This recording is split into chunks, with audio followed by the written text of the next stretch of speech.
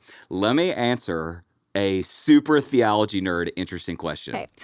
Jana Howerton, why is it that when Satan tempts Jesus, he offers him all the kingdoms of the world, and instead of Jesus saying, because he says in Luke 4, I'm going to use the language, he says, for they have been delivered to me.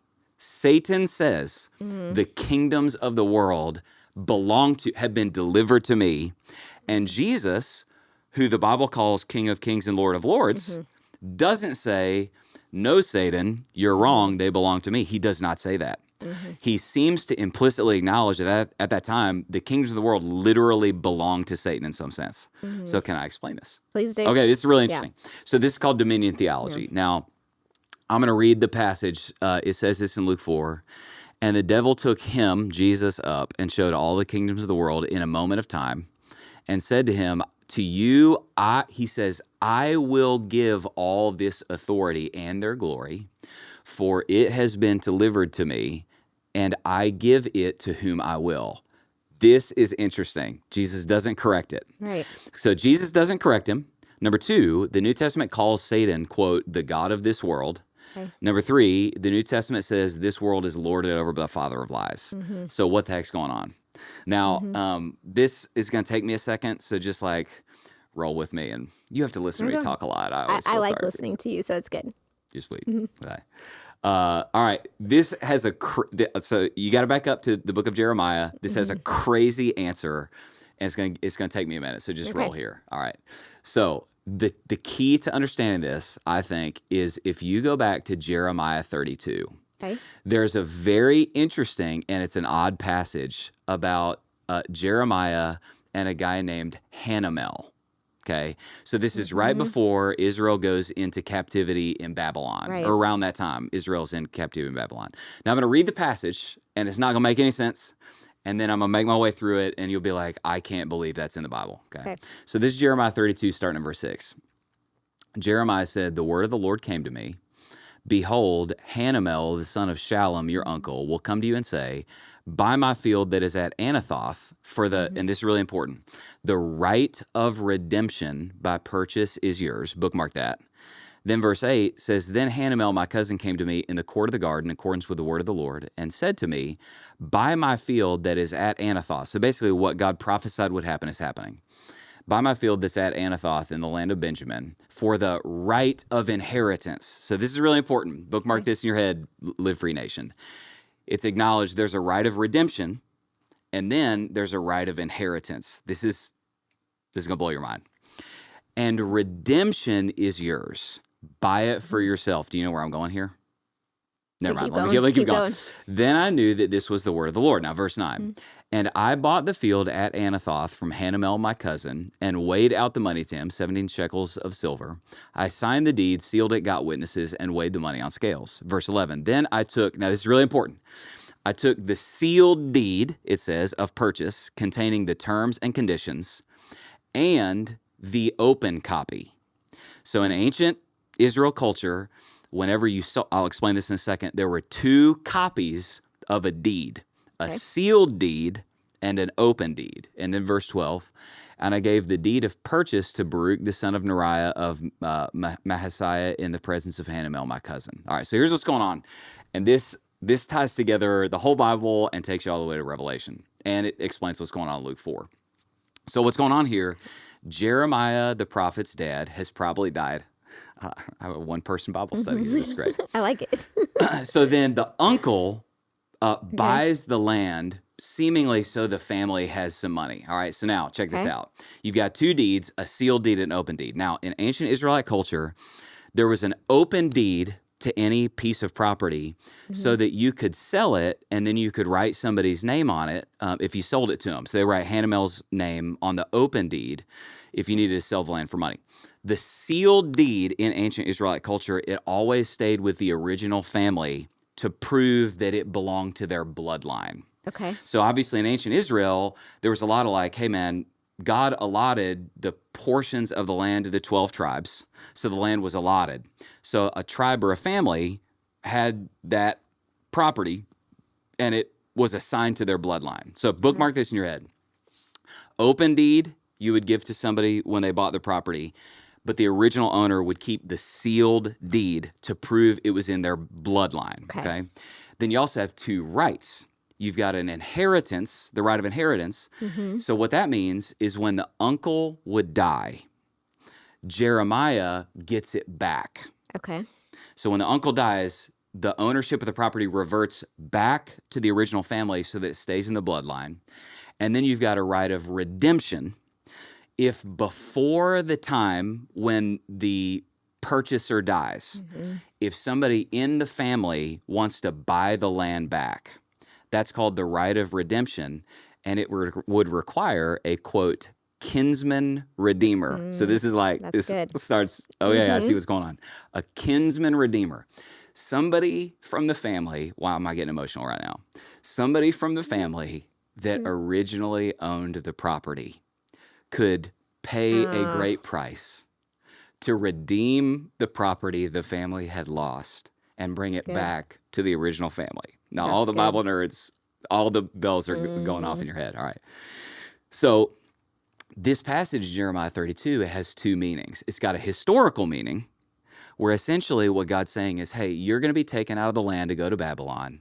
And he's promising, but this land is going to belong to you again. It's worth buying property because I'm going to restore you to the inheritance I originally gave you. You're coming back. So that's the historical meaning.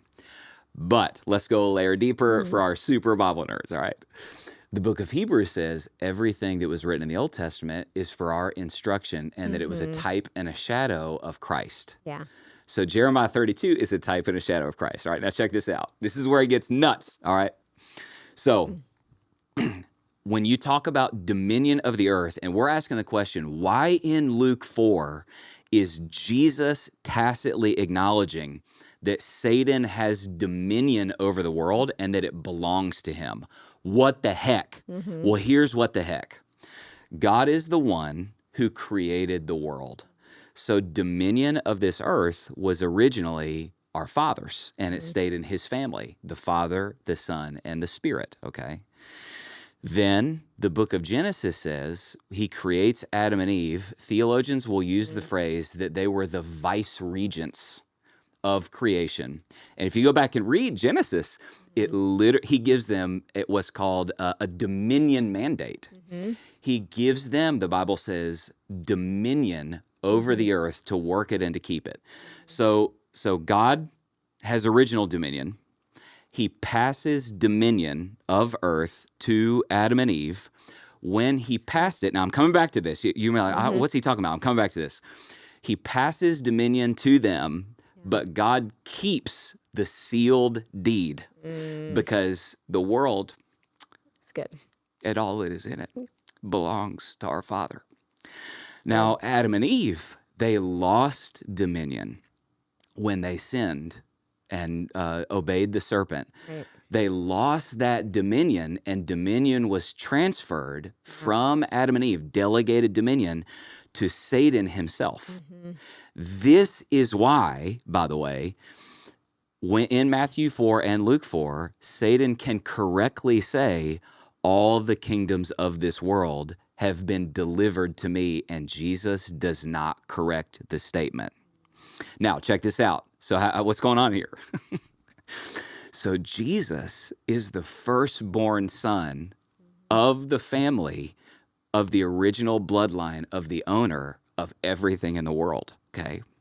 When Jesus comes on this earth, who is it that has, listen, remember, there's a right of redemption and a right of inheritance. Who has the right of inheritance?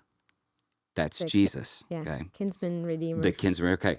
But he decides to exercise his right of redemption and buy back dominion of the world when he goes to the cross. And Jesus, when he goes to the cross, what he's doing is he's paying the right of redemption. He's paying the redemption price to purchase back the land, the property that was lost by our Father, and bring back authority and dominion to the original family. Now, you go a layer deeper, and this is where it gets nuts. If you go read Revelation chapter 5, everybody's gathered in Revelation 5. and then there's a scroll, and it's a double-sided scroll, okay? Yeah. Now, whenever there was a closed deed, okay, there's a sealed deed and open deed. A closed deed was a sealed scroll, and it was a double-sided scroll. Wow. Inside and out in ancient Israelite culture. Double-sided scroll. Then you get to Revelation 5, and this is nuts. Revelation 5 is like, there's this, all of heaven is gathered. And you remember what they're crying out? They're going, man, there's a sealed scroll. And they're crying out, who is worthy to take the scroll and to break its seal? And then they say, you have redeemed us back to God. And whenever they're going, who's worthy to take the scroll and break its seal? And then everybody goes, the Lamb who was slain is the only one that was found worthy. Oh my gosh. So good. That's so good. To open the scroll. And what's happening in Revelation chapter 5 is you're getting a vision behind the scenes in the spiritual realm that the Kinsman Redeemer of dominion over all the world is stepping forward and saying, I am exercising my right of redemption to buy back what was lost. And he pays the redemption price as the Kinsman Redeemer with his own blood. And he purchases back dominion of heaven and earth, which is why after Jesus is resurrected, it's only after Jesus is resurrected. He's resurrected. And then in Matthew 28, when he gives the Great Commission, he then says for the first time, now all authority in heaven and on earth has been given to me. Why? Because the Kinsman Redeemer has now exercised his right of redemption. Dominion has been given back to him. Now I'll take it a layer deeper. When Jesus turns to the disciples, he says, I'm going to give you the keys to the kingdom of heaven. Whatever you bind on earth will be bound in heaven. Whatever you loose on earth will be bound in heaven.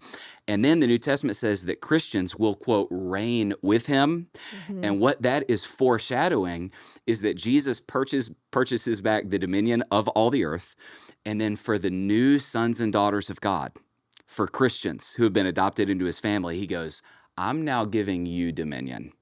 And I want you to go make disciples of all nations, baptizing them in the name of the Father, the Son, and the Holy Spirit, teaching them to obey everything I've commanded you. So listen, dude, you take the Bible, you pull on the thread, and listen, you pull it all here. Let me just recap it, and then you say, I want you to add any color you got. So what you got right here is here's how the Bible works. Dominions was originally God's at creation. He gives delegated dominion to Adam and Eve. They lose that dominion to Satan.